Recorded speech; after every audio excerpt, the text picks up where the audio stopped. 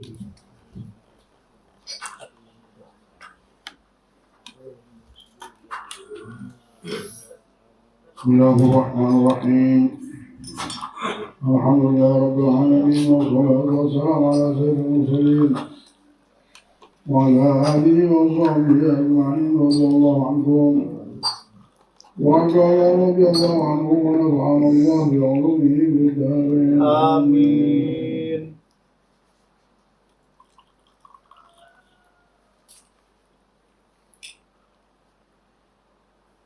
Telah berkata radhiyallahu anhu wa nafa'ana Allah bi 'ulumihi fid dharain. Amin. Allah subhanahu wa ta'ala berfirman, "Dzalika bi'anna Allah lam yakun mughayyiran ni'matan an'amaha 'ala qaumin hatta yughayyiru ma bi anfusihim."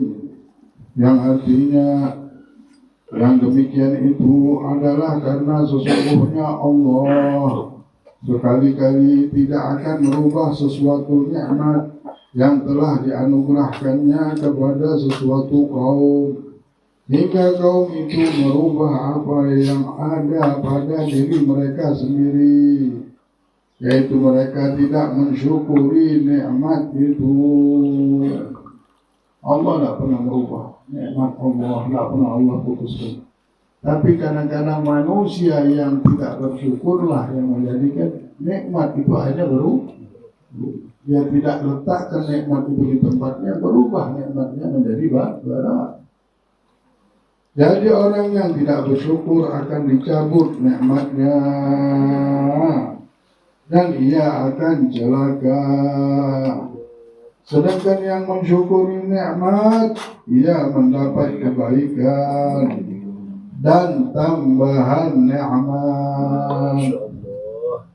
Mengenai hal ini Allah subhanahu wa ta'ala berfirman, "Wa idza ta'adzana rabbukum la in syakartum la azidannakum." Artinya, dan ingatlah juga Allah bilang, tatkala Tuhanmu mengabarkan sesungguhnya jika engkau bersyukur pasti kami akan menambah nikmat kepadamu. Orang yang mengerti nikmat tahu apa yang ditambah. Tapi orang yang tidak mengerti sama nikmat susah. Dia menyangka dengan bertambah duit itulah bertambah nikmat. Ada orang bilang, alhamdulillah ya, setelah kami begini bersyukur, Masya Allah, hidup kami sekarang tambah nikmat. Bukan tambah rezeki, lebih luas lagi tambah nikmat. Setelah dia pergi haji, subhanallah, pulang haji ini hidup ini kayaknya tambah nikmat. Ya, nambah mobil kan? Nambah bukan. Ada mobil lama aja, motor lama aja, istri lama aja, semua lama aja. Tapi tak tahu tambah nikmat. Nah, nikmat inilah yang mana.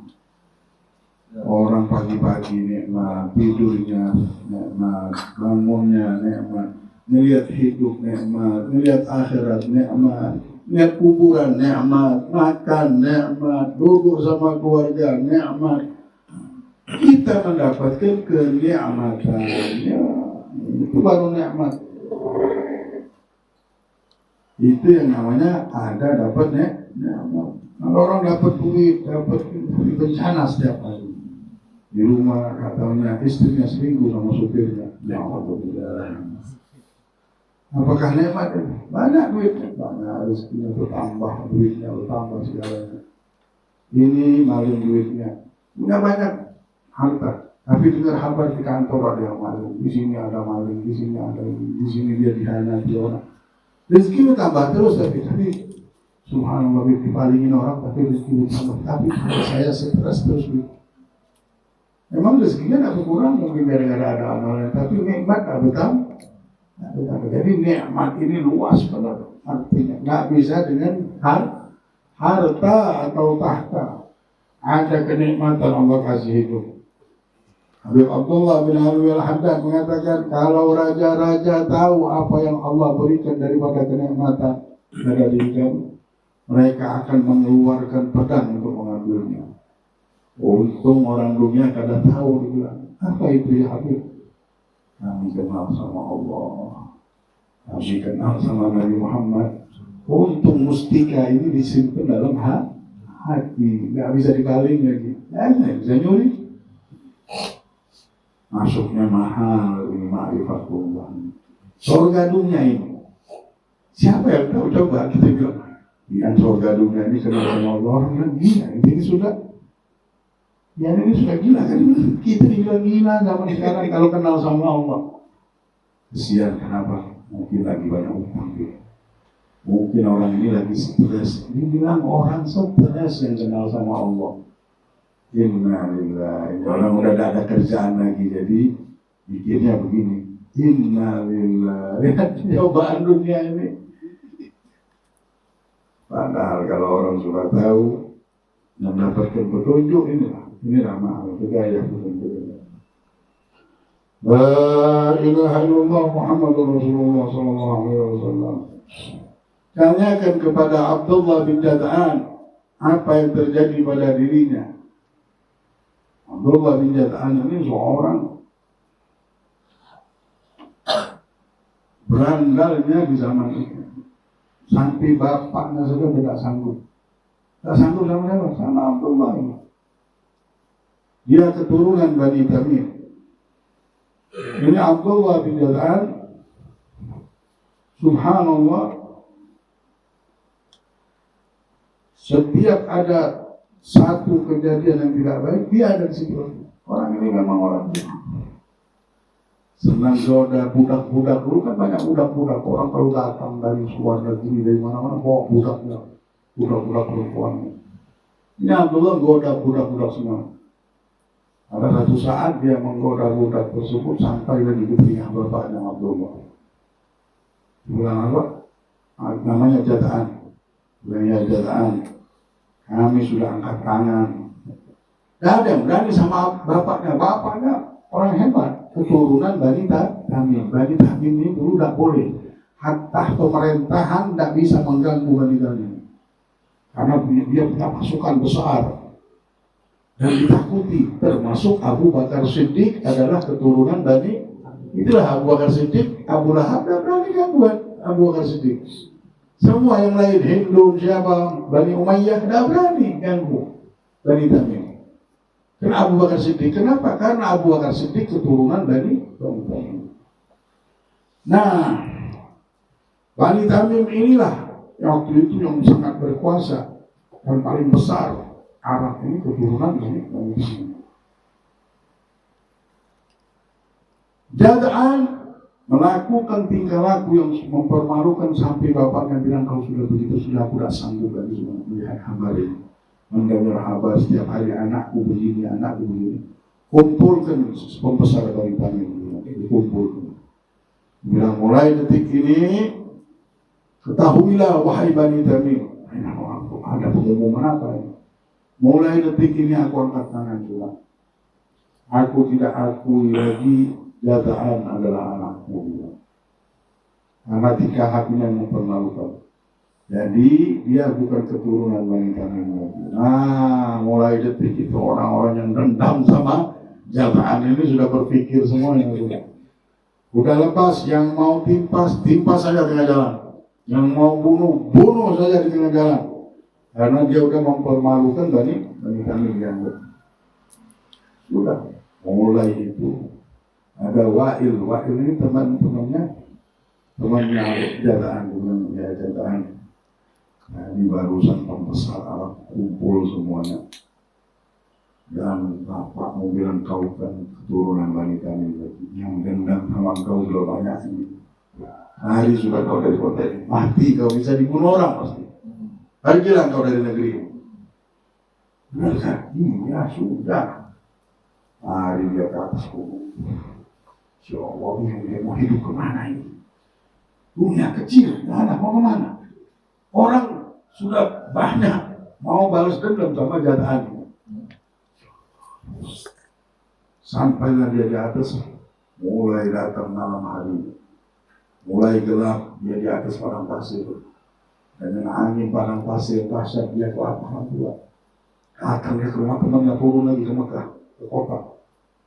Dia main. Kau kesini nanti aku dibunuh orang juga. Sudah, kau cari makan di mana? Baru makan juga. Aku tidak punya makan, coba kau tutup mukamu lalu kau tempat rumahnya Hindu. Hindu bagi-bagi makanan malam-malam, tapi makanan orang miskin juga. Makanan paling rendah di negeri ini yang kau orang makan. Roti yang keras dicelupkan ke air, itu nampal perut, dibagi ke makanan itu. Benarkah? Ya, tutup mukamu, mati kau orang tahu. Oh, tutup dia. Ikut antrian fakir miskin itu diambil. Maka dia naik lagi ke atas. Naik ke atas lagi, sudah sampai di atas padang pasir dia cari goa. Masuk dalam satu goa, tiba-tiba ada yang jatuh dari goa itu. Pas masuk, dia ular besar begini gitu. Duduk, ini udah terakhir. Sudah tidak ada lagi namanya. Memang aku sudah jajal ditakdirkan mati lagi. Mata ular yang tajam itu dia tahu. Tapi tidak bergerak-gerak ular ini. Didekati, tahu lah bukan ular, tongkat jatuh. Cuma kepala matanya bersinar. Dipegang alangkah indahnya tongkat ini itu. Dipegang lagi dia masuk ke dalam, melihat dihidupkannya api kebenaran. Nggak tahu nggak, di dalam situ banyak uang dinar, dirham. Dinar itu sekresek begini aja, puluhan miliar. Satu dinar itu 52 juta untuk kepilih. Hitungan sekarang. Bukan dirham, kalau dirham merah. Kalau dinar, ini dinar. Satu kantong itu berapa biji? Kalau 100 biji, 50 juta kali 100 berapa? 5 miliar. Satu kantong begitu aja kecil begini. Kalau isinya 100 biji kali kan berapa segini? Ini bundalan, la ilaha illallah. Di zaman itu triliunan, lebih daripada ribuan triliun. Belum lagi yang lain. Lihat di situ yang memiliki harta ini anak dan keturunan suku Jurhum. Suku Jurhum ini sukunya istrinya Nabi Ismail alaihissalam yang pertama kali tinggal di kota Makkah Al-Mukarramah. Terkenal kaya mereka memang. Meninggal dengan harta karun. Dan sebesar itu kan harta karun dapat di mana? Orang yang menemukan harta karun ini jadi hak miliknya. Dan dia harus wajib menzakati 5% dari harta tersebut. Allah Muhammadur Rasulullah. Ini harta ghanimah, harta hasil daripada penemuan yang dia temukan dengan tidak sengaja. Akhirnya Abdullah bin Jada'an ini mendapatkan harta yang besar tersebut dan jadi orang kaya. Dan kita mau ambil hikmah dari sini. Bagaimana Abdullah bin Jada'an, seorang yang tingkah lakunya hina, seorang yang ahli maksiat, setiap hari maksiat. Jada'annya ini, Abdullah ini, sampai abahnya saja sudah angkat tangan, namanya udah tingkah lakunya ini udah Allah kasih harta ini. Ya, Allah kasih harta tersebut. Ini Abdullah bin Jada'an. Jadi siapapun Allah akan kasih. Setelah itu Abdullah bin Jada'an mulai berpikir bagaimana dia bisa hidup bermasyarakat. Harta banyak dia kirim. Sampai dikatakan tidak ada satu gang pun, tidak ada satu jalan pun kecuali mengenal kebaikannya Abdullah bin Jada'an. Kecuali mengenal kebaikannya Abdullah bin Jada'an.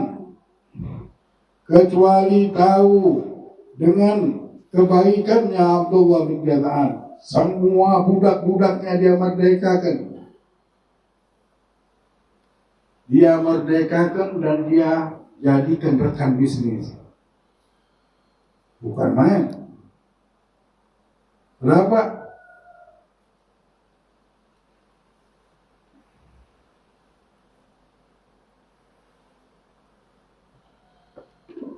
Abdullah bin Jada'an melakukan kebaikan yang tidak bisa lagi manusia tidak melihatnya. Setiap hari ada penawaran di depan Ka'bah. Manusia yang tidak tamu Allah, yang datang negeri Mekah ini, yang belum makan, yang belum minum, yang tidak ada tempat tinggal, tinggallah di rumahnya Abdullah bin Jada'an. Setiap hari tidak pernah lepas dari darah onta. Setiap hari darah onta ini.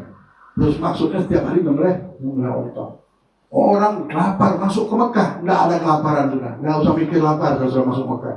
Ada rumahnya Abdullah bin, buka pintu terus, buka orang masuk.